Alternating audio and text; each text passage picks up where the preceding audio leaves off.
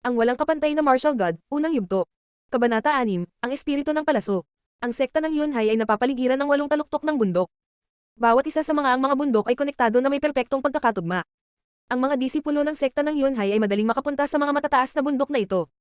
Ang mga bundok na ito, na ginawa ang rehiyon na isang pinagpalang langit, na puno ng mga kuweba kung saan maaaring pumunta ang mga alagad at tumutok sa kanilang pagsasanay sa kapayapaan. Ang mga bundok na ito ay pambihira, mataas at sakop ang isang malawak na lugar.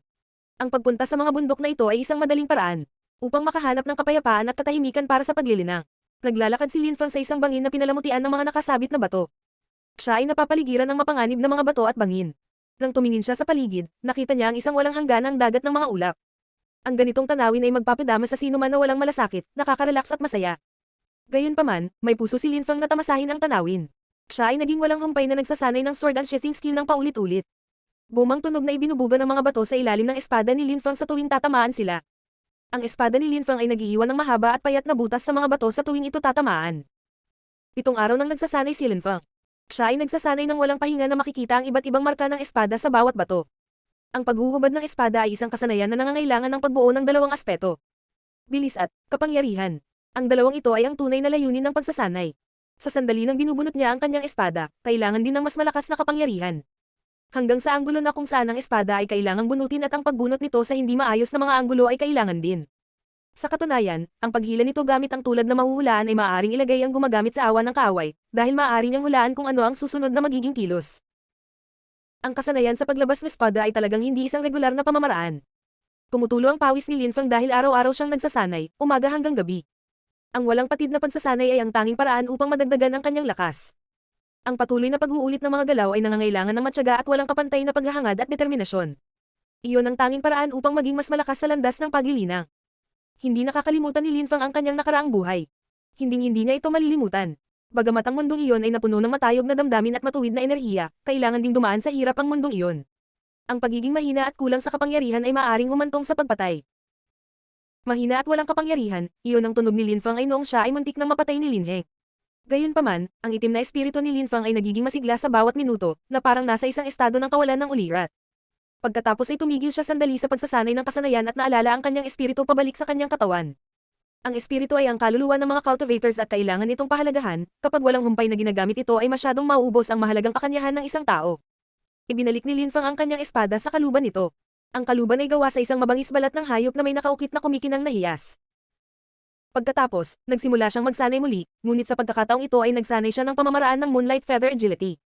Ang araw na dating mataas sa langit ay lumulubog na sa abot tanaw. Si Linfang ay nagpahinga sandali habang nakatingin sa dagat ng mga ulap na gumagawa ng parang alon. Sa mukha niya ay isang maningning na ngiti. Pagkatapos ay hinugot niya ang espada at pinaharap ito. Pinapanood ang madilim na pulang ilaw mula sa paglubog ng araw ay dahan-daang gumagalaw pababa sa espada, na iniisip ito bilang dugo na walang katapusang dumadaloy. Siya ay parang isang Diyos na tumitingin sa nilikha. Ang lugar na ito ay nagbigay sa kanya ng tanawin ng nakapalibot na kabundukan at ang aura na kasalukuyang inilalabas niya ay isang lakas na may walang awa na lumig sa ilalim. Panahon na para maghanap ng kuweba para makapagsanay. Si Linfang, nagpahinga sandali, pagkatapos ay bumangon at naglakad patungo sa kabundukan. Hindi nagtagal at nakahanap si Linfang ng ilang kuweba para sa pagsasanay. Bagaman ito ay palaging inookupahan ng iba't ibang tao. Pagkatapos, dumating si Linfang sa isang lambak kung saan isang agos ng bundok. Nagpasya siyang maglakad sa batis ng bundok nang may pumukaw sa kanyang atensyon at napatigil siya sa paglalakad. Isang sinag ng sikat ng araw sa pagitan ng mga bundok na ito. Sa harap niya ay 2 taluktok. Ang sa gitna ng 2 taluktok na ito ay parang ang mga markang iniwan ng espada na tumama sa mga bato. Napakakitid ang tingin nito sa pagitan na para bang dalawa lang ang kasya sa daanan at ang mga taong naglalakad ay magkatabi. Ang daan ay mukhang makitid na parang sinag ng sikat ng araw. Nagtataka ako kung anong meron dyan. Napaisip si Linfang sa kanyang sarili. Pagkatapos ay lumipat siya mas malapit sa Pegas isa. Tila ang batis ng bundok at sinag ang sikat ng araw nang gagaling sa iisang lugar. Sa isang malayong lugar, nakita ng 2 disipulo si Linfang na lumipat patungo sa sinag ng sikat ng araw. Hindi nila napigil ang pagtawanan at punahin siya. Hindi naman masyadong swerte ang basurang iyon, mukhang hindi niya alam na iyon ang lugar kung saan ang aming nakatatandang kapatid na si Liu Fei ay nagsasanay. Nakakagulat na naglakas loob siyang pumasok doon. Ang lakas ni Liu Fei ay hindi maihahambing sa atin, mas malakas siya kaysa sa atin, gaano mas malakas kaysa sa karamihan ng ating mga kapwa-alagad, isang tunay na henyo. Senior sister lang ang tamang paraan ng pagtugon sa isang henyo tulad niya. Habang nagbubulungan ang 2 disipulo, naglakad na si Linfang ng 100 metro sa lugar kung saan nagmumula ang sinag ng sikat ng araw at sa wakas siya dumating. Bago ang kanyang mga mata ay bumukas ang isang malawak na tanawin. Ang lugar na iyon ay isa sa pambihirang kagandahan at napakalawak. Sa kaliwa ay isang napakalaking lawa na parang sutla na may mainit sumangga. Ito ay nakakagulat na tila natural na mainit na. Tagsibol. Napakagandang lugar, pwede na akong maligo. Ang damit ni Linfang ay dumidikit sa kanyang balat. Dahil siya ay pawis na pawis. Hinubad niya ang kanyang pangitaas at direktang tumalon sa natural na mainit na bukal. Napakakomportable. Napuno ng kaligayahan si Linfang nang bigla niyang narinig ang isang ingay na nagmumula sa kung saan sa tubig.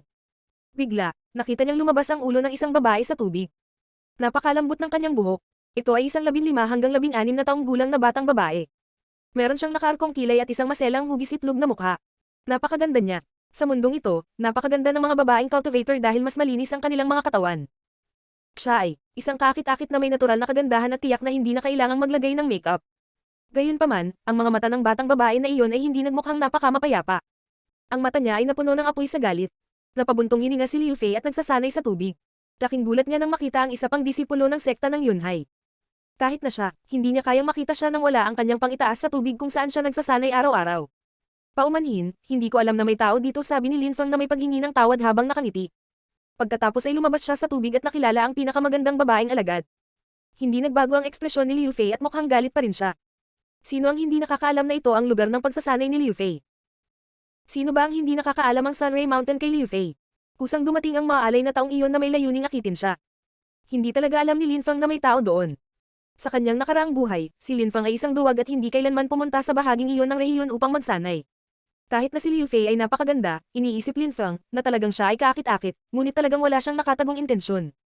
Sinuot niya ang kanyang damit sa bilis ng kidlat at nagsimulang umalis. At saan ka sa tingin mo pupunta? Narinig ni Linfang. Boses iyon ni Liu Fei galing sa likuran niya habang papaalis siya. Sinabi iyon ni Liu Fei nang may sipon at hiwalay na boses. Tumingon si Linfang at nakita si Liu Fei na may hawak na busog at palaso sa kanyang mga kamay. Saan sa tingin mo? Sabi ni Linfang na galit na nakatingin sa kanya. Hindi niya sinasadya akitin siya. Isa lamang itong hindi pagkakaunawaan at wala nang iba pa. Gayon din, siya ay humingi na ng paumanhin. Hindi siya sumagot. Ang nakapangangilabot na katawan ni Liu Fei ay kumuha ng posisyong handa sa labanan. Hinayla niya pabalik ang palaso na nakalagay sa busog sa isang posisyong handang bumaril. Handa na siya para pabayaan ito. Ipinutok niya ang palaso na naging sanhi ng pagsipol. Ang gintong palaso bumukas ng hangin at itinulak patungo kay Linfang. Gaano kalakas? Nakatitig si Linfang sa palaso habang ito ay gumagalaw patungo sa kanya. Siya ay ganap na wala pag-aatubili at sinimulan ang kanyang 9 heavyweight take.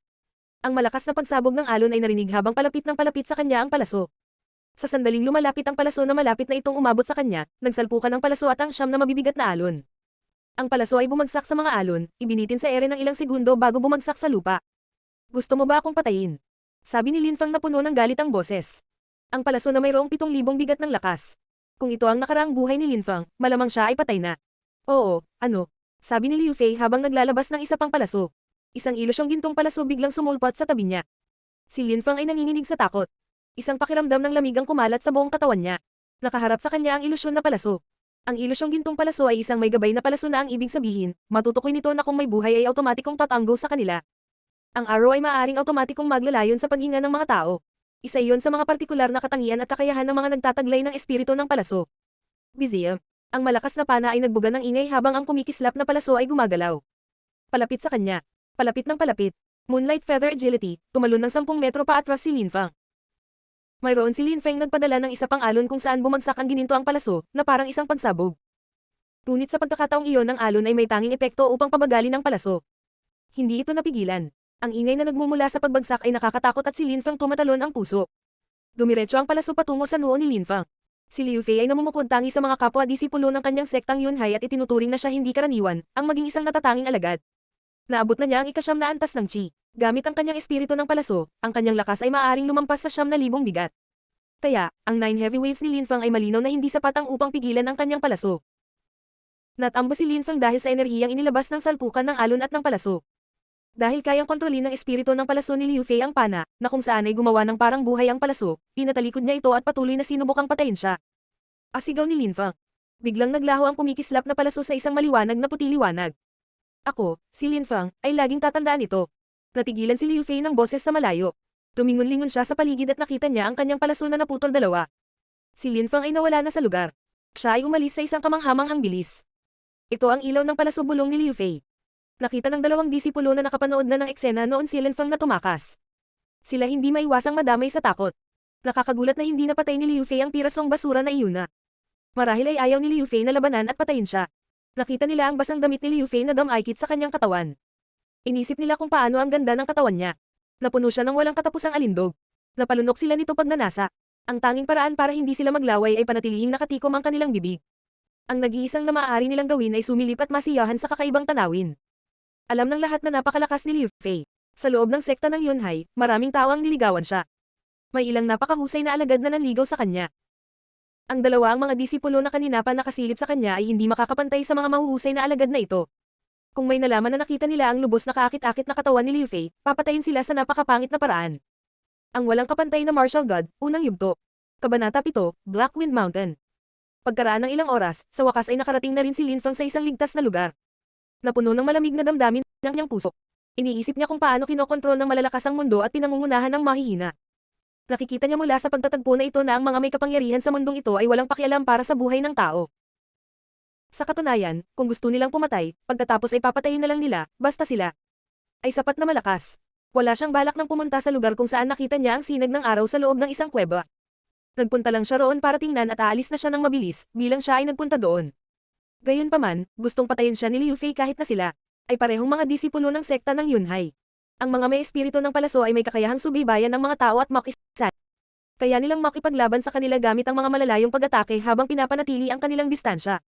Ngunit sa kaso ng malapit na away, tiyak na mapapatay ko siya sa isang palo lang. Naisip ni Lin Feng ang paggamit ng espada ay isang kasiya siyang karanasan. Ang bilis niya ay kasing bilis ng kidlat at ang kanyang mga hampas ay parang kulog na humahati sa hangin. Papalapit na ang palaso at, tapos ang paghati sa dalawa ay senyales na hindi niya sinayang ang oras niya sa pagsasanay. Hindi niya tiniis ang lahat ng ito ng walang kabuluhan.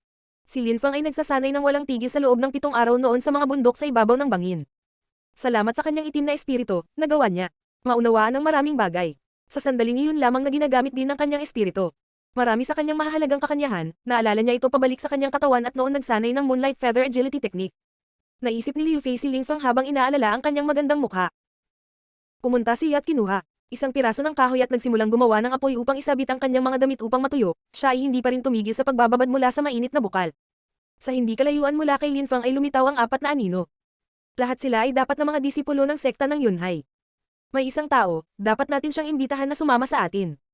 Ang higit pa makapangyarihang mga tao na sama-sama sa atin, mas maganda sabi ng isa sa kanila na nakasuot ng ilaw berdeng damit. Pero hindi mo alam kung gaano siya kalakas, tama. Sabi ng isang matangkad, kahangahangang alagad. Gayunpaman, walang sino man ang sumalungat sa ideya. Ang grupo ng 4 na tao ay binubuo ng 3 lalaki at 1 babae.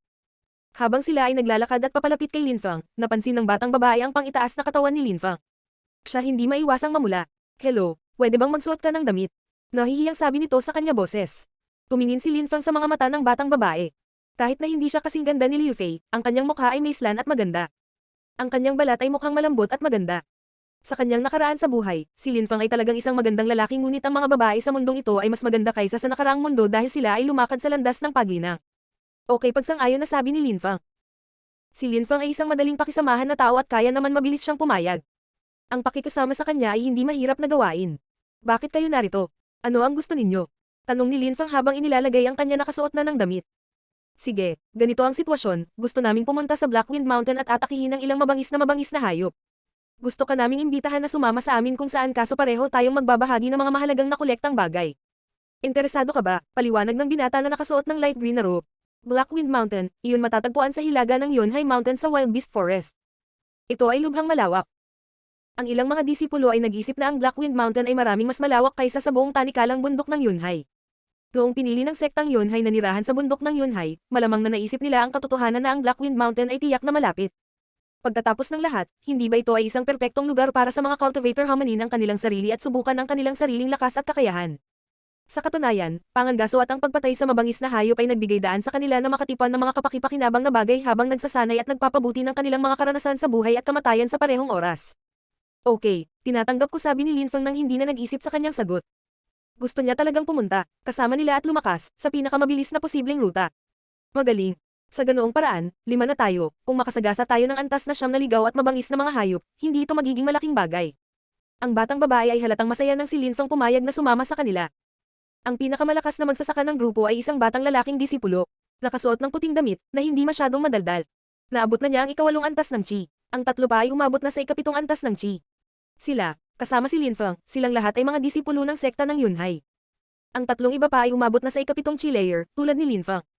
Sa makatuwid, mayroon silang hindi bababa sa ilang mga talento, hindi katulad ng kanyang dating sarili. Ang mababanggas na hayop ay nahahati sa 9 na antas tulad ng 9 na antas ng chi. Sa makatuwid, umaasa silang lahat na hindi makatagpo ng isang antas 9 na mabangis na hayop, o kahit na mas malakas, na maglalagay sa kanila sa isang kritikal at mapanganib na sitwasyon. Kapatid na lalaki, ang lalaking iyon doon ay ang aking kapwa-disipulong si Hanman. Ang babae doon ay akin. Kapwa-disipulong si Jingyun. At ang lalaki doon ay ang aking kapwa-disipulong si Jingfang, siya nga pala, siya din ang pinakamalakas na cultivator sa ating grupo, paliwanag ng binata na naka-light green na damit. Ang malaki at matangkad na binata, na tinatawag na Hanman, at ang batang babae, na tinatawag na Jingyun, nagbigay ng maikling ngiti kay Linfang. Ang pinakamatigas sa kanila, ang suot na binata ay puting damit, tumingin kay Linfang sa isang walang pakialam at walang malasakit na paraan. Ang pangalan ko ay Linfang, sabi ni Linfang habang nakangiti. Linfang, ang isang basura, sabi ng binata na nakasuot ng puting damit na kilala bilang Jingfang. Ito ang mga unang salitang nasabi niya simula noong magkaharap sila. Binigyan siya ng sarkastikong ngiti si Linfang. Jingyun, junior sister, mukhang nag-aaksaya tayo ng oras natin. Ang pagkaladkad sa kanya sa paligid ay magiging isang ganap na pasanin. Ang tatlo ay halatang narinig na noon ang pangalan ni Linfang. Meron maraming mga disipulo ng sekta ng Yunhai at kahit na hindi pa nila nakilala si Linfang, narinig nilang lahat ang pangalan niya. Kumunat ang noo ni Linfang. Ang tatlo pa, na isinasaalang-alang ang awkward na sitwasyon, ay tumingin na nahihiya. Linfang, nakababatang kapatid, si Jingfang ay isang mahuhusay na tao na may mataas na kakayahan. Siya ay umabot sa ikawalong layer ng chi sa paraan ng paglilinang. Mahirap para sa kanya na ilagay ang kanya ang yabang sa isang tabi.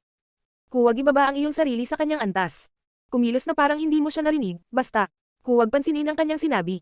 Nandito kami dahil gusto ka naming kasama. Ang matangkad at bata, ang lalaki, na tinatawag na Hanman, ay umaliw kay Linfang, laban sa lahat ng inaasahan. Nagsalita siya sa totoo lang nang hindi natatakot na ihayag ang kanyang nararamdaman. Eksakto, tama ang aking nakakatatan kasama. Sabi ni Qingyi at Jingyun na sinang-ayunan nila ang salita ng kapwa-alagad. Ang binata na nakasuot ng puting damit, si Jingfang, sa kalaunan umuungon ngunit walang sinabi. Nakita ni Linfang na ang tatlo pa ay taos-puso na nagpaginhawa sa kanyang damdamin. Hindi rin siya tumanggi na sumama sa kanila. Kaya, umalis silang 5 at nagsimulang maglakad papunta sa mga bundok. Sa huli ay nakarating sila sa Blackwind Mountain. Linfang, ang Blackwind Mountain ay sumasakop sa isang napakalawak na lugar. Natatakot lang ako na maaaring naririto ng ating mga guro ng sekta ng Yunhai at ang karamihan sa mga may karanasang cultivator kung gaano ito kalaki. Dapat tayong palaging manatili sa mga panlabas na gilid. Tumanggo si Linfang. Alam niya sa simula pa lang na si Hanman ay isang taong matalino mga salita at hindi nilayon na hindi sumangayon sa kanya kahit sino sa kanila. Ang mga dahon sa Blackwind Mountain ay siksikan, puno ng damo, puno ng dawag at mga tinak. Ang mga puno dito ay napakakapal at siksikan na nagbibigay daan para sa mga sapat na lugar upang magtago. Isa rin itong maliit na langit para sa mababanggas na hayop. Level 5 Breeze Wolf, hulihin mo siya. Biglang sabi ni Hanman. Isang pares ng may kantab na mata ay makikita sa loob ng isang palumpong. Hinugot ni Qingyi ang kanyang espada mula sa kanyang likod. Ang kanyang espada ay may kulay ng buwan. Ito parang may silver mercury na umaagos palabas nito papunta sa lupa. Isang magaan na tunog ang ibinuga ng espada ni Qingyi habang hinahampas niya ang simoy ng hangin ulo ng lobo. Napatay niya ito sa isang hit. Breeze Wolf. Pinatay sa napakagandang paraan, gaya ng inaasahan. Sabi ni Hanman habang tumatawa ng may kasiyahan. Tinulungan ni Hanman si Qingyi na kunin ang mga kapaki-pakinabang na item sa antas 5 mabangis na hayop na nakapaloob. Antas 5 mabangis na hayop. Iyon lang, sabi ng puting damit at mayabang na si Jingfang, sa isang nakakainsulto at walang pakialam na tono. Umiling si Linfang nang marinig niya ang mga salitang ito. Naabot lang niya ang ikawalong antas ng chi. Kahit na siya ay higit pa sa isang ordinaryong cultivator na gumawa. Siya ay may talento, hindi siya binibilang bilang isang henyo ng isang hindi pangkaraniwang antas. Ang pagiging mayabang ay isinasaalang-alang ang lahat at ang lahat bilang walang halaga at mababa ay hindi nababagay sa kanyang limitadong tagumpay. Inipon nila ang mga gamit at nagpatuloy sa paglalakad. Paminsan-minsan, gagawin nila na matugunan ng isang mabangis na hayop ngunit lahat sila ay hindi lumampas sa antas ng 7 kaya sila ay lahat ay medyo madaling itapon. Haha, pabigat ng pabigat ang bag. Meron na tayong 30 hanggang 40 items. Ito ay hindi naman masama na ani. Sabi ng matangkad at matipunong Hanman na siyang namamahala dala ang bag. Hindi niya maiwasang mapangiti habang nadagdagan ng bigat ng bag. Ngunit nakalakad na tayo ng ilang dosenang kilometro sa loob ng Blackwind Mountain. Maaaring tayong makatagpo ng mas malakas at mas mababanggas na hayop. Dapat tayong mag-ingat.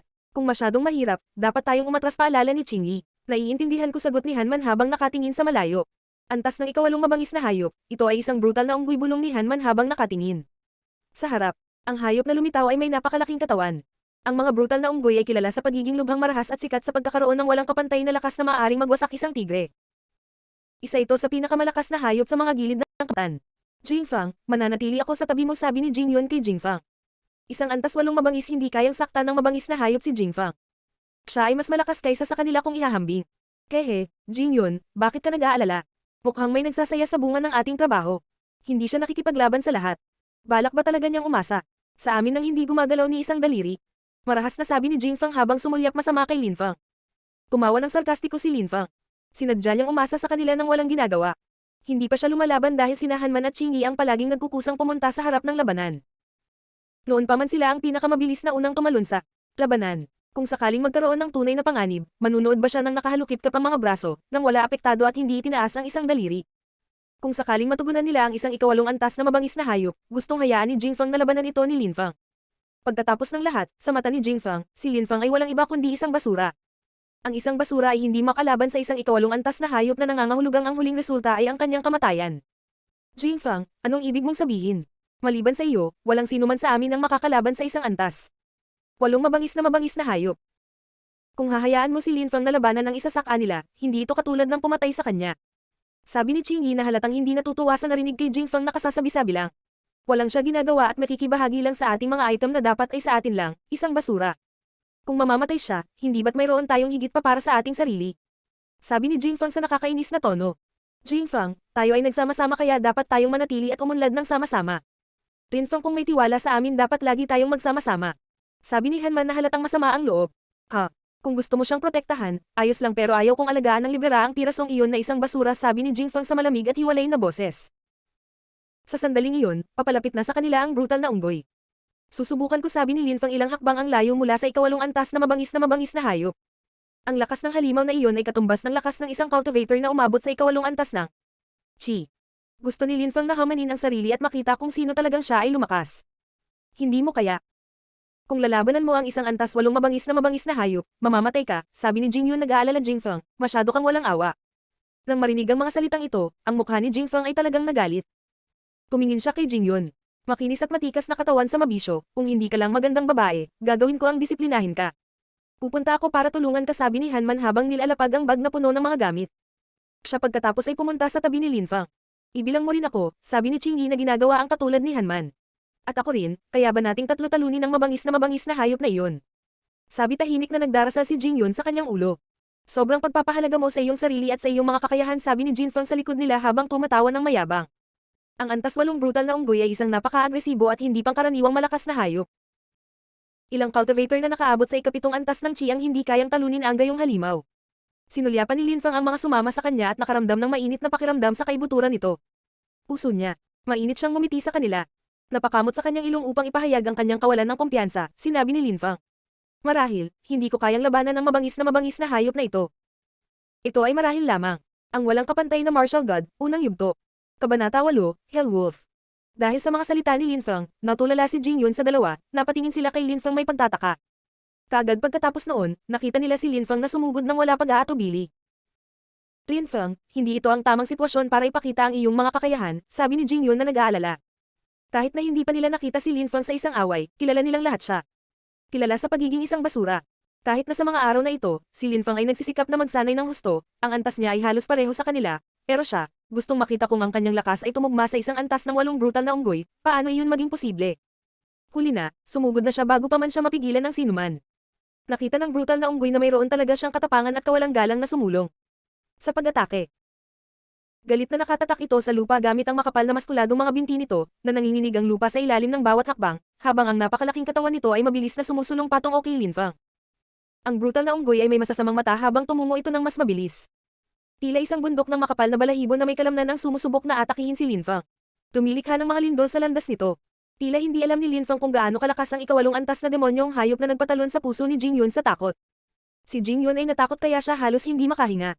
Ang halimaw ay walang pakundangan na sumugod patungo kay Linfang. Naramdaman ni Jingyun na si Linfang ay aapakan hanggang sa madudurog sa ilalim ng makapal na matipunong mga binti ng unggoy. Sa sobrang takot niya ay ipinikit niya ang kanyang mga mata, hindi niya kayang panuorin ang nakakakilabot na eksena. Boom! Isang titanic shockwave ang nanginag sa buong hangin. Jingyun, na ang mga mata ay sarado na malinaw na naramdaman ang buong espasyo na nanginginig at nag-vibrate. Pagkatapos, narinig niya ang brutal na unggoy na umuungal sa marahas na galit. Nang imulat niya ang kanyang mga mata, nakita na lamang niya ang brutal na unggoy na nakahiga sa likuran nito, 3 metro ang layo. Tahimik na lumingon siya kay Linfang sa kanyang tabi, at himalang hindi nasaktan, tila ito ay walang problema sa lahat. Paano ito posible? Hindi makapaniwala si Jing Yun sa kanyang mga mata, hindi nagdusa si Linfang ang pinakamaliit na pinsala sa panahon ng banggaan sa brutal na unggoy. Tumingin siya kay Qingyi at nakita lamang ni Hanman na ang kanilang mga mata ay nakadilat at puno ng pagtataka katulad niya. Nakita nila sa sarili nilang mga mata na itinaboy ni Linfang ang brutal unggoy ng madali. Ang eksenang iyon ay labis na ikinagulat nila. Gayunpaman, iyon ay isang antas ng ikawalong halimaw, nang walang pangunahing kapangyarihan na 8,000 bigat ng lakas, ito ay imposibleng talunin ng brutal na unggoy, lalo na at tinalo ito ng tila walang kahirap-hirap. Sa likod, si Jingfang ay natigilan din, natigilan sa mga salita. Ang piraso ng basura ay itinaboy ang isang brutal na unggoy. Hindi ka panipaniwala. Antas ng ikawalong brutal na unggoy. Dapat itong magkaroon ng mataas na kalidad na balat at maraming makapal na karne bulong ni Linfang. Sa mga araw na ito, naabot na niya ang ikapitong antas ng Qi at ang kanya ay may matatag na pundasyon ang pagsasanay. Dagdag pa, na-master na niya ang pamamaraan na 9 heavy waves na nagbigay daan sa kanya ng lakas na 8,500 bigat. Bukod, ang kakanyahan ng pamamaraan ng 9 heavy waves ay natukoy sa pamamagitan ng pag-ipon ng kapangyarihan at pagsasama-sama ng mga shockwave upang makagawa ng isang pagsabog ng kapangyarihan ng maraming beses na mas malaki kaysa sa ang orihinal na mga alon. Sa makatuwid, ang mga alon sa sandaling ito ay tumama sa brutal na unggoy, dapat umabot sa isang pagsabog ng kapangyarihan na malapit sa lakas na 9,000 bigat. Bagaman sa sandaling iyon, ang tumindigang brutal na unggoy ay nagpakawalan ng nakakapangasar na dagandong at ipinadala ang sarili sa isang siklab ng galit. Humakbang pasulong si Linfang, palapit sa umaatungal na brutal na unggoy. Sinimulan niyang gamitin ang kanyang pamamaraan na 9 heavy waves muli at itinulak ang kanyang braso na naglalabas ng malakas na pagsabog. Boom! Ang brutal na unggoy na napakalaki ang katawan ay imposibleng maiwasan ang pag-atake sa oras ito. Kaya, ito ay walang pagpipilian ngunit ituloy ang pag-atake at labanan ng mas maraming pinsala hanggat maaari. Hayaan mong subukan ko ang aking kakayahan sa iyo. Sabi ni Linfang habang mahinahong naglalakad patungo sa brutal unggoy. Biglang tulak pasulong ang kanyang kaliwang kamao, nagsimulang magsama-sama at sumugod ang marahas na alon itaas ang kanyang braso at mula sa kanyang kamao. Boom! Tak! Mabilis na sumunod ang isang marahas na kaluskos tulad ng pagpuputol ng mga sanga. Si Jing Yun at ang iba ay lahat ay namangha sa eksena. Brutal na unggoy. Sa gayon sandali, si Linfang ay mas brutal at parang hayop kaysa sa brutal na unggoy.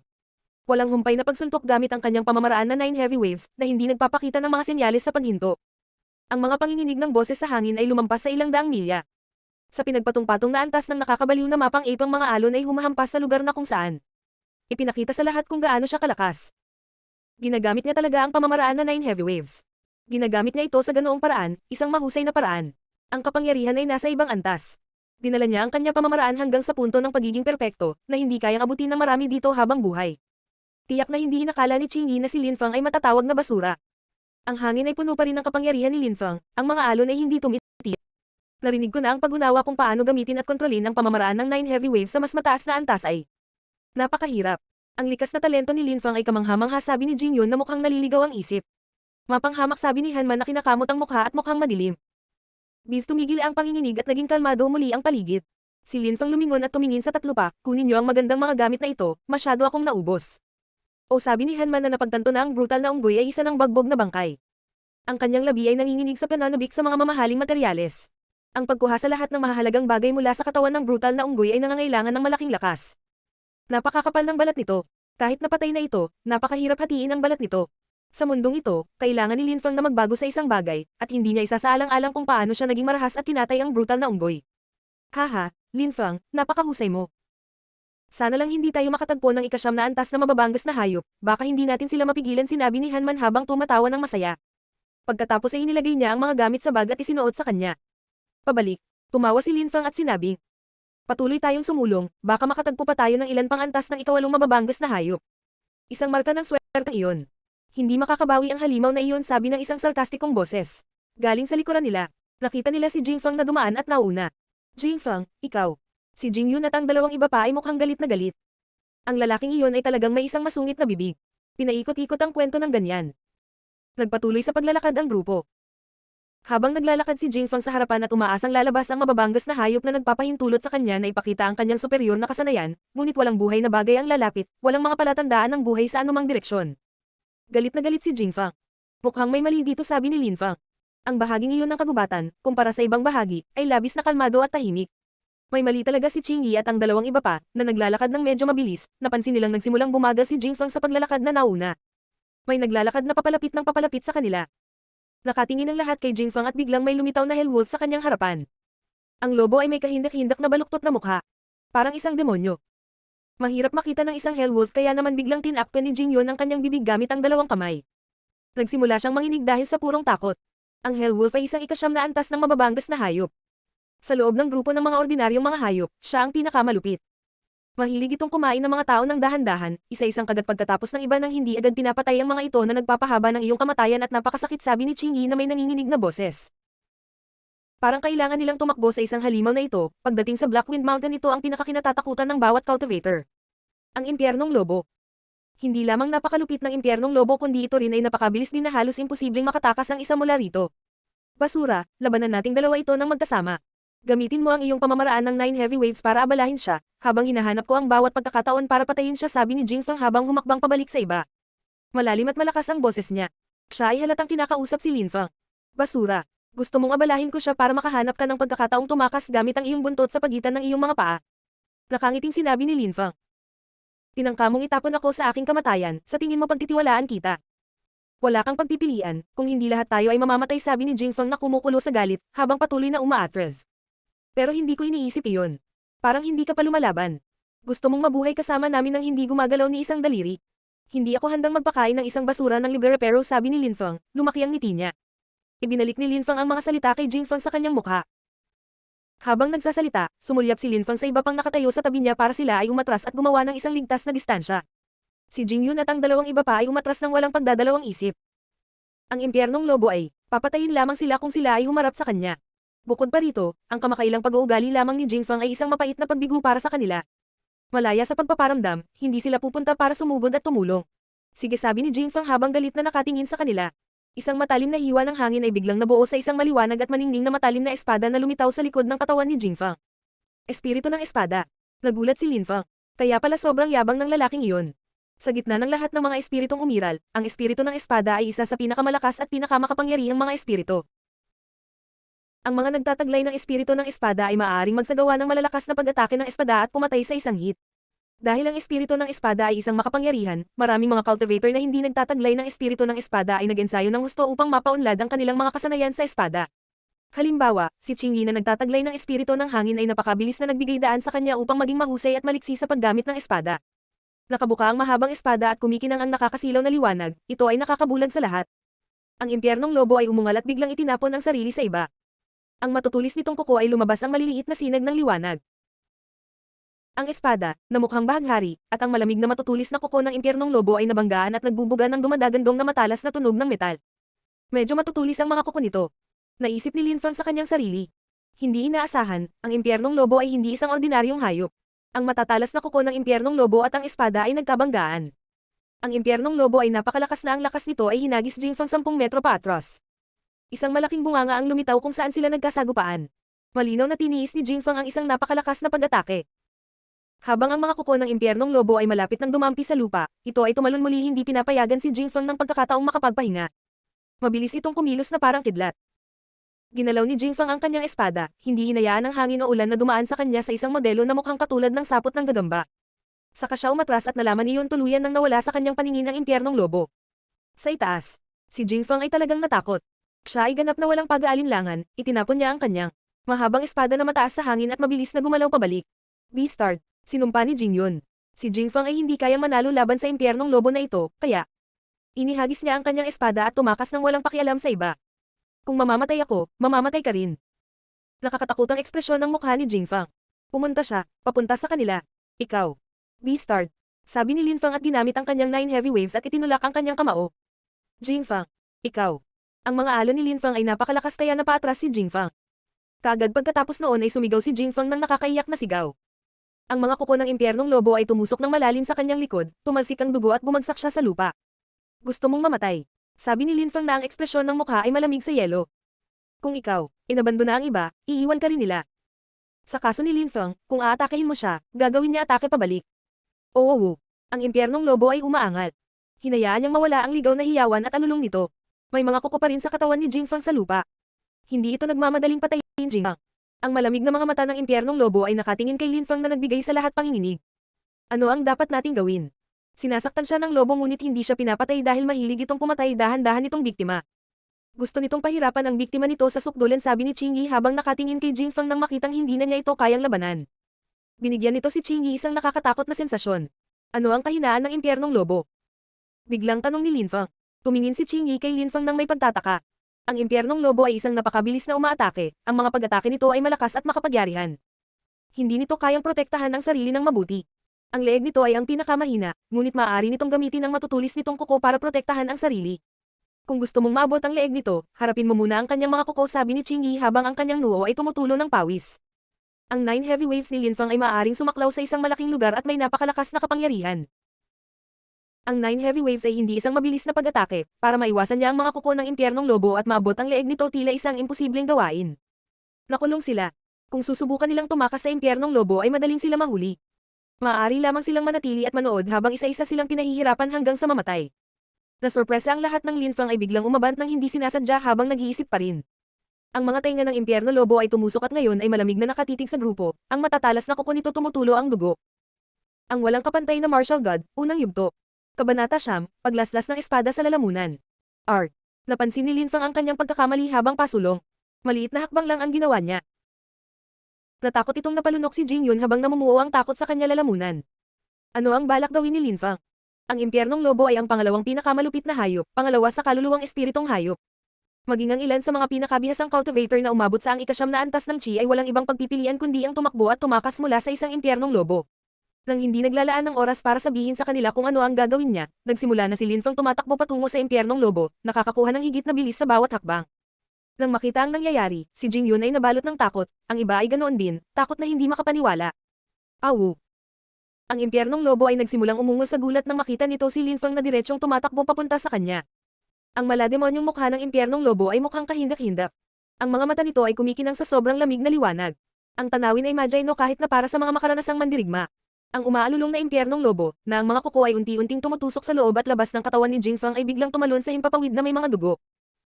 Unti-unting naging itim ang katawan nito at isang makinang na puting liwanag ay nagsimulang kumikinang sa katawan nito, na tinakpan ang buong itim na katawan nito sa isang puting ningning. Linfang, bumalik ka, sigaw ni Jingyun ngunit huli na ang lahat. Si Linfang ay nagsimulang gamitin ang kanyang Moonlight Feather Agility at ang kanyang bilis ay tumaas ng husto upang maabot pinakamataas na bilis na posible. Sa sobrang takot ni Qingyi at Hanman ay naninigas sila. Ang kanilang mga puso ang bilis ng tibok na tila huminto saglit ang oras. Hindi nila ginawang magkaroon ng anumang oras upang mapagtanto kung ano ang nangyayari bago pa nagsimula ang laban. Isang kamanghamanghang maliwanag na parang bulalakaw ang biglang lumitaw sa hangin sa harap ng lobo. Nang mawala ang liwanag, tila huminto ang oras. Si Linfang ay tumigil sa paggalaw, lahat ng mga palatandaan ng buhay ay nawala. Ang impyernong lobo ay matagumpay na dumaong sa isang ungol. Katahimikan. Ang mga kamay ni Jingyun ay nakatakip sa kanyang bibig. Takot na takot siyang tumingin sa eksena. Patay na talaga si Linfang. Biglang tumahimik. Guruwu. Ang impyernong lobo ay nahulog sa tagiliran nito at ang gulat ay pumupuno sa mga mata nito. Sa leeg nito ay may marka, na tila napakanipis na pulang sutla na sinulid mula sa kung saan ay umaagos ang isang maliit na walang katapusang daloy ng dugo. Namatay ang impyernong lobo. Sabi ni Hanman at Qingyi, habang nakatingin sila sa eksena kanina, hinihingal sila sa pagtataka. Linfang, ano ang nararamdaman mo? Tanong ni Jingyun, na ang boses ay nilalagnat, habang nakatingin. Kay Linfang na nakatayo pa rin sa kanyang mga paa ngunit hindi na kumikilos, ni isang senyales ng paghinga ay makikita. Bumagsak ang boses ni Jingyan sa tindi ng kaba. Kinabahan din sina Qingyi at Hanman nang makita si Linfang na ganoon. Bihira silang kabahan ng ganoon. Sa wakas, lumipat si Linfang. Dahan-dahan siyang lumingon. Ang kanyang mga mata ay kumikinang at siya ay nakangisi ng buong puso.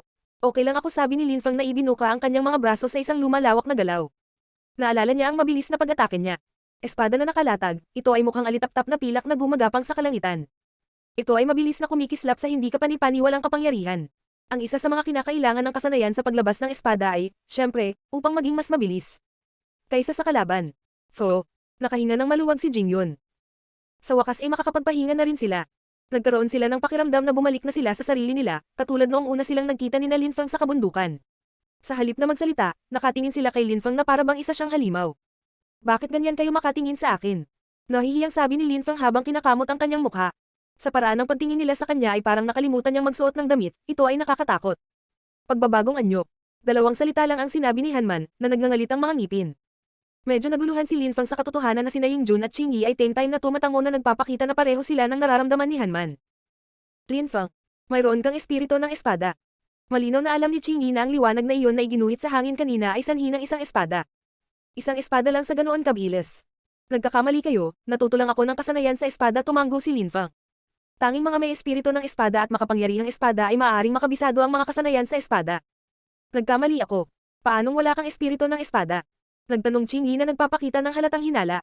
Wala talaga akong espiritu ng espada, sabi ni Lin Feng na umiling. Napabuntong hininga si Qingyi sa isang subo ng malamig na hangin. Paanong ang isang taong walang espiritu ng espada ay gumamit ng isang espada sa bilis ng kidlat? Nakakatakot ang mga kakayahan ni Lin Feng. Halimbawa ang kanyang pamamaraan ng 9 heavy waves, magagawa na niya ang pamamaraan na iyon sa pinakamataas posibleng antas ng tagumpay. Naghihinala ako na magagawa mong magsanay at gumamit ng mga kasanayan na kabilang sa lahat ng mga kategorya. Tama ba ako? Tanong ni Qingyi na pilit na ngumiti habang umiiling. Hindi siya nagtanong kung ano ang espiritu ang mayroon si Lin Feng. Pagkatapos ng lahat, mayroong ilang mga tao na ang mga espiritu ay napakalakas at makapangyarihan na nagbigay daan sa kanila na gumamit ng mga kasanayang kinabibilangan. Iba't ibang kategorya. Ang mga uri ng mga tao ay hindi ibinabahagi ang tunay na pagkakakilanlan ng kanilang mga espiritu. Bukod dito, hindi pa ginagamit ni Lin Feng ang kanyang espiritu sa ngayon. Sa makatuwid, ginawa ito. Mahirap para kay Qingyi na hulaan kung ano ang espiritu ni Lin Feng. Nakangiti lang si Lin Feng. Sa sandaling iyon, tila kaya ni Lin Feng na matuto at magsanay ng anumang uri ng kasanayan. Gayun din, parang nagkaroon din siya ng malakas kakayahang matuto. Isang antas siyam na mabangis na hayop. Sa pagkakataong ito ay nangongolekta kami ng maraming mahahalagang bagay, sabi ni Hanman na may ngiti sa labi. Inilabas niya ang kanyang punyal at nagsimulang magukit. Ang mahahalagang materyales mula sa katawan ng hayop habang nagsalita. Lin Feng, magagawa mo ng pumatay ng impyernong lobo sa iyong sarili. Kung wala ka pa dito, patay na kami ngayon. Ang mga materyales ito ay sa iyo at sa iyo lamang. Jingyun, Qingyi, wala kang pagtutol dyan, tama ba? Tumiti sina Qingyi at Jingyun at sumang-ayon, kung wala pa si Lin Feng, sila mamamatay sa isang malupit at nakakatakot na kamatayan. Hindi ako sang-ayon. Lahat ng kinuha natin mula sa mga hayop hanggang ngayon ay dapat hatiin pare-pareho sa ating apat, sabi ni Lin Feng na umiling. Kung ang iba, inakala nila na mahinang ang isang cultivator, hahayaan nila itong lumakad sa likuran nila. Kahit na ang buong gantimpala ay maaaring maging kanya para sa pagpatay sa impyernong lobo sa kanyang sarili, hindi si Lin Feng ang uri ng tao na nakakita ng mga benepisyo at nakalimutan ng moralidad. Nakita nilang lahat si Lin Feng na may determinasyon sa kanyang mga mata at sunod-sunod na tumango. At sinabing, sige, mukhang nakalimutan mo na ako, sabi ng mahinang boses. Si Jingfeng iyon, sino pa kaya ito? Si Jingfeng ay inatake ng impyernong lobo at ang kanyang likod ay ginutay guti sa mga piraso. Tinapakan siya ng impyernong lobo at dinurog ang kanyang mga buto. Sa sandaling iyon, hindi na nakabangon si Jingfeng at nakatingala kay Lin Feng at sa mga iba mula sa kanyang kahabag-habag na kalagayan sa lupa. Di manit, mawala ka, sinabi ni Hanman na sobrang agresibong nagmumura kay Jingfeng. Hindi lamang sila hinayaan ng bastard na iyon na makipaglaban sa brutal na unggoy ng mag-isa, kahit na iyon lubhang mapanganib, ngunit siya rin ang nagdala ng impyernong lobo sa kanila at pinilit silang harapin ito kahit na maaari silang mamatay. Tara na, kaya niyang ilagay ang buhay niya sa mga Diyos, sabi ni Jingyun na galit na galit. Nang papaalis na silang apat, narinig nilang sinabi ni Jingfeng sa nakakatakot na tono. Hindi ninyo ako dapat kalimutan, alam ng aking kapatid na pumunta tayo sa Blackwind Mountain ng magkasama. Kung mamatay ako at makaalis ka dito ng buhay, ano ang iisipin ng kapatid ko? Huminto sa paglalakad si Hanman at ang iba pa at lumingon kay Jingfeng may pag-aalinlangan. Ang pinakamagandang solusyon ay isama niyo ako pabalik at ibahagi sa akin ang mga mahalagang bagay. Kung hindi, mamamatay kayo. Ano ang nangyayari? Tanong ni Lin Feng. Ang lalaking iyon ay kalahating patay ngunit sapat na baliw sa mayabang na pagbabanta sa kanila. Ang kanyang kapatid ay si Jing Hao, isa sa pinakamahuhusay na disipulo, kasalukuyang siya ay nasa ika-6 na ranggo. Siya ay isang napakalakas na cultivator na umabot sa ika-9 na antas ng Qi. Siya rin ay may espiritu ng espada. Napakalakas niya paliwanag ni Qingyi kay Lin Feng na naintindihan agad. Nagsimulang maglakad si Lin Feng at pumunta kay Jingfeng na may malamig na ngiti sa kanyang mukha. Basura, tulungan mo akong bumangon, sabi ni Jingfeng na nag-utos kay Lin Feng. Si Lin Feng ay natigilan at may parang nakangiti ngunit walang saya sa kanyang mukha at sinabi kay Jingfeng. Talagang hinahangaan ko ang iyong katapangan. Bumaba ang boses ni Lin Feng. Hinubad niya ang kanyang malambot na espada. Si Lin Feng ay naglalabas ng isang malamig na dugo na kakasilaw ang lamig ng liwanag. Ano ang gagawin mo? Tanong ni Jingfeng na parang inaapi mula ulo hanggang paa, at nakaramdam ng lamig sa kanyang gulugot. Lin Feng. Si Jing Hao ay isang kamanghamanghang disipulo, ang ika-6 sa pinakamahuhusay na cultivator ng sekta. Napakalakas niya. Kahit na si Lin Feng ay sobrang lakas din, mababa pa rin ang antas niya. Hindi inisip ni Qingyi na maaaring masaktan ni Lin Feng si Jing Hao. Tumingin si Lin Feng kay Qingyi at sa dalawang iba pa at tinanong sila. Sa pagtingin sa kanya pag-uugali, sa tingin niyo ba kung iligtas natin siya, hahayaan niya lang tayo? Ang mga grupo ay nakaharap sa lahat ng agad na nagyelo. Malamig na pawis ang umaagos sa kanilang likod. Ang ekspresyon ni Jingfeng ay halatang nagpapakita na kung ililigtas nila siya, malamang na siya ay talagang nagpaplano ng isang bagay na masama. Hindi namin siya nasaktan. Iniisip niya na palagi siyang nasa tama. Tapos, gagawa siya maling paratang muli laban sa amin. Iyon ang magiging katapusan natin. Hindi lang niya naayos ang kanya saloobin, ngunit inutusan din niya kaming iligtas siya. Higit pa rito, gusto rin niya tayo. Pantay-pantay na ibahagi ang lahat ng aming mga item sa kanya. Gusto mo pa bang iligtas ang ganyang tao? Matiyagang ipinaliwanag ni Lin Feng ang mga bagay na ito sa kanila. Kahit na lahat sila ay maagang umunlad, 15 hanggang 16 lang silang lahat. Si Lin Feng na maraming pinagdaanan, sa dati at kasalukuyang buhay niya, nagkaroon siya ng mas maraming karanasan. Ang tatlo pa ay tumanggol lahat sa sinabi ni Lin Feng. Talagang natakot sila na kung ibabalik nila si Jing Feng, maghihiganti si Jing Hao para kay Jing Feng. Tumingon si Lin Feng, tumingin kay Jing Feng at nakitang sa wakas, siya ay natakot. Isinusumpa ko, kung ibabalik niyo ako, hindi ako maghihiganti, at hindi ko rin hihilingin na ibahagi ang ibang item sa akin, sabi ni Jing Feng habang kalunos-lunos na gumagapang sa sahig. Huli na. Hinubad ni Lin Feng ang kanyang espada na kumikislap sa isang nakasisilaw na kinang at pinutol ang lalamunan ni Jing Feng. Kapag buhay mo ang nakataya, sino ang magtitiwala sa iyong mga salita? Kung si Jing Feng lamang ang nakakita ng kanyang mga pagkakamali kanina, maaaring nakatanggap siya ng awa. Nakatingin si Lin Feng kay Jing Feng, nakabukas ang kanyang mga mata, ngunit walang buhay na makikita, nakatitig lang sila kay Lin Feng sa gulat. Tumibok ang puso ni Lin Feng. Siyempre, sa gayong paglalakbay, ang dugo at mga bangkay ay halos hindi maiwasang mga bagay, ngunit siya pa rin walang karanasan. Kung dumating si Jing Hao at hahanapin ka, sabihin mo sa kanya ang totoo, sabihin mo sa kanya na ako ang nag-iisa pinatay si Jing Feng, sabi ni Lin Feng na mukhang walang pakialam habang nakangiti. Si Lin Feng ay hindi. Natakot kay Jing Hao dahil lang naabot niya ang ikasyam na antas chi. Ang walang kapantay na martial god, unang yugto. Kabanata 10, Arena ng Buhay o Kamatayan. Sa pagtingin kay Lin Feng na parabang siya ay isang hindi maabot na bayani, si Hanman ay ngumisi. Parang tayo ay magkapatid. Pinatay mo si Jing Feng. Hindi sana kami nagkaroon ng pananalig na kumilos. Gagawin naming lahat ay may pananagutan para dito. Ang mga tao ay maaaring tumawag sa akin ng maraming bagay, ngunit walang sino mang tinawag akong duwag. Madali niyang naunawaan ang totoong dahilan kung bakit pinatay ni Lin Feng si Jing Feng. Ginawa niya ang lahat gamit ang sarili niyang mga kamay dahil ayaw niyang masangkot sila sa anuman problema sa hinaharap. Nakaramdam ng tunay na paghanga si Hanman para kay Lin Feng. Ang puso ni Lin Feng ay totoo at ang kanyang mabait na mga aksyon ay naging madaling makita ang kanyang dalisay na intensyon. Eksakto, kung may mga kahihinatnan, maaari nating ibahagi ang pasanin ng sama-sama. Bukod, ang mga disipulo ng sekta ng Yunhai ay hindi pinahihintulutang magpaayan, kaya ligtas kami sa loob ng sekta. Kahit na naghinala si Jing Hao na napatay namin si Jing Feng, hindi niya magagawa gumanti, determinado, sabi ni Qing Yi. Huwag mo akong kalimutan, kasama ko rin si Lin Feng hanggang sa huli, sabi ni Jing Yun na namumula. Ang ganda ng ngiti niya sa mga sandaling ito. Sige, sabi ni Lin Feng nang masaya na nagkaroon ng ganoong mabuting kaibigan. Tama si Qing Yi, kahit na hindi iniisip ng sekta ng Yunhai ang mga bagay na nangyayari sa labas ng sekta, sila ay nagpapataw pa rin ng istriktong paghihigpit sa loob ng sekta upang pigilan ang sino mang magdulot ng kahit anong problema. Yumuko si Lin Feng at sinimulang hanapin ang katawan ni Jing Feng para hanapin ang mga bagay na daladala niya. Naglabas siya ng isang libro. Ito ay isang libro ng kasanayan. Umuungal na kulog. Kasanayan sa espada. Binuksan ni Lin Feng ang aklat ng kasanayan habang ibinubulong ang pangalan ng kasanayan. Ang umuungol na kulog ay isang dilaw na antas ng kasanayan. Kung ang kasanayan ay pinagkadalubhasaan sa pagiging perpekto, ang bawat pagtama ay magmumukhang isang kidlat na sinusundan ng isang paputok na dagandong ng kulog. Ang dagandong ay maglalakbay sa landas ng espada na may napakalaking mapanirang kapangyarihan. Ang umuungal na kulog ay isang kasanayan sa espada mula sa Xingchen Pavilion. Ang dalawa kapatid ni Jing Feng ay inirekomenda ito upang kanyang sanayin. Ito ay isang malakas na kasanayan ngunit partikular mahirap matutunan at makabisado hanggang sa puntong palagi kang makakagawa ng mga dagandong ng kulog. Lumitaw. Sinanay ko rin ang kasanayang iyon ngunit nabigo akong maunawaan ang konsepto nito. Ang kapangyarihan ko ay limitado kapag ginagamit ko ito, paliwanag ni Qing Yi. Si Qing Yi ay nagsasanay upang maging isang cultivator ng espada, kaya't nabasa niya ang marami sa mga aklat ng kasanayan sa espada dati. Tumanggol lang si Lin Feng. 3 kasanayan pa lang ang na-practice niya. 9 heavy waves, bilang parehong nakakasakit at nagtatanggol na pamamaraan, ang kailangan na paggalaw na pamamaraan na moonlight feather agility at sword unsheathing na nagbigay daan sa kanya mabilis na hampasin ng may napakalaking kapangyarihang pumatay. Kung nag-practice siya ng Roaring Thunder, magagawa niya pagsamahin ito ng maayos sa siyam na malakas na alon at sabay na makamit ang isang bagong kapangyarihan na posibleng magtagumpay sa kasanayan na sword unsheathing. Babalik tayo ngayon. Tanong ni Jing Yun kay Lin Feng. Sa mga araw na ito, lahat sila ay isinasaalang-alang si Lin Feng bilang pinuno ng grupo. Dahil nandito na tayo, bakit nagmamadaling bumalik? Hindi ba mas mabuting maghanap pa mabangis na hayop upang manghuli? Sabi ni Lin Feng na ayaw bumalik ng maaga sa sekta. Sa Blackwind Mountain, makakakuha siya ng karanasan sa labanan at magsanay ng Roaring Thunder skills sa parehong oras. Hindi ba't mas mabuti ito sa ganitong paraan? Ang iba ay walang dapat ikatakot sa pamamagitan ng pananatili.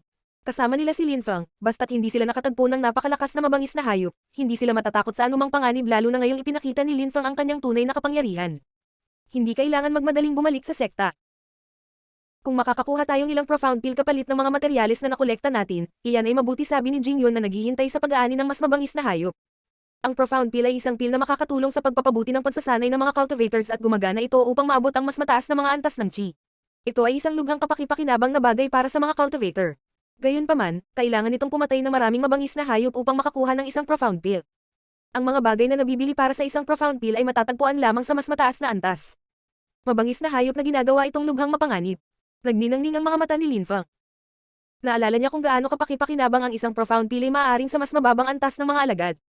Kahit na nagawa niyang talunin ng ikawalong antas na, mabangis na mga hayop na may kaunting pagsisikap, siya ay nasa ikapitong antas ng chi layer, isang average na antas lamang sa loob ng mga disipulo. Kung maabot niya ang susunod na antas ng chi, siya marahil ay hindi na kailangang umasa sa kasanayan sa sword unsheathing at makakaya niyang talunin ng isang cultivator na umabot na sa ikasyam na antas ng chi. Pagkalipas ng 5 araw, sa gitna ng makapal at masukal na kagubatan, nagkaroon ng malalakas na dagandong ang naririnig mula sa espada ni Linfang. Kaluskos sa hangin lahat ng maliliit na paputok na tunog. Sa paligid. Ang mga tunog na ginawa ng espada ay nagpatalon peren kay Jin Yun mula sa takot. Boom, boom. Ang mga puno ay nagkapira-piraso at sumasabog bukod sa pagkakadikit ng mga umuungal na mga dagandong. Ginamit ni Linfang ang kanyang espada ng napakaganda at elegante at ginawa nitong parang sumasayaw sa hangin ng espada. Sa isang sulyap, hindi mo masasabi na ang kanyang espada ay nagtataglay ng isang nakakatakot na kapangyarihan. Sa paggamit ang Roaring Thunder skill ng ganito pagkalipas ng 5 araw, siya ay talagang isang halimaw, sabi ni Qing Yi habang nakangiti at nagmamasid mula sa isang ligtas na distansya. Nagsasanay na rin siya ng mga kasanayan sa espada at nasanay na rin ang Roaring Thunder na kasanayan sa espada. Alam niya kung gaano ito kahirap gamitin. 5 araw lang na nagsasanay si Linfang at bawat isang hit ay gumagawa ng mas malakas na tunog ng paputok. Iyon ay isang kahanga-hanga tagumpay. Mabigat ang pakiramdam ng puso ni Qing Yi sa panonood nito. Huwag mong ikumpara ang iyong sarili kay Linfang. Gumagamit siya ng maulap na leopard bilang bahagi niya. Pagsasanay. Sabi ni Hanman na nakakross ang dalawang kamay sa dibdib habang nakatingin sa labanan sa pagitan ni Linfang at ng maulap na leopard. Ang nakakatakot kay Linfang ay na maaari niyang patayin ang mabangis na hayop anumang oras, ngunit sa halip ay ginagamit ito para sa pagsasanay. Napakabilis niyang gumamit ng espada na tila hindi nakikitang pader na.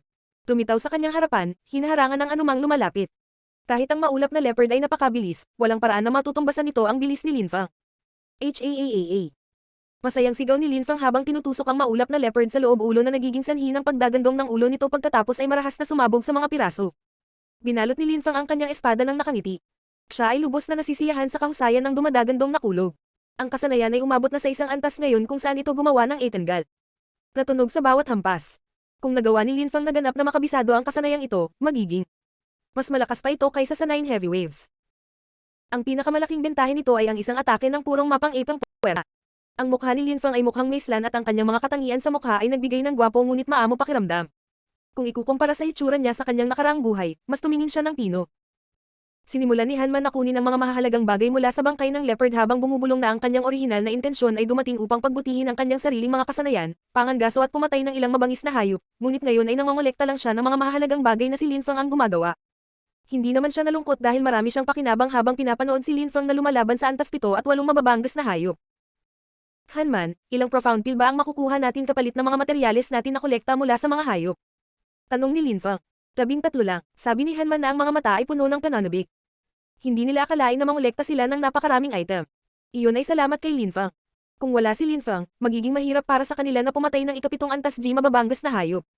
Napakabuti, maaari tayong magkaroon ng 3 profound pill bawat isa. Maaari naming ipagpalit ang iba materyales para sa mga kapaki-pakinabang na bagay o armas. Ngayon, maaari na tayong bumalik sa sekta at magsaya sa ating mahirap na trabaho.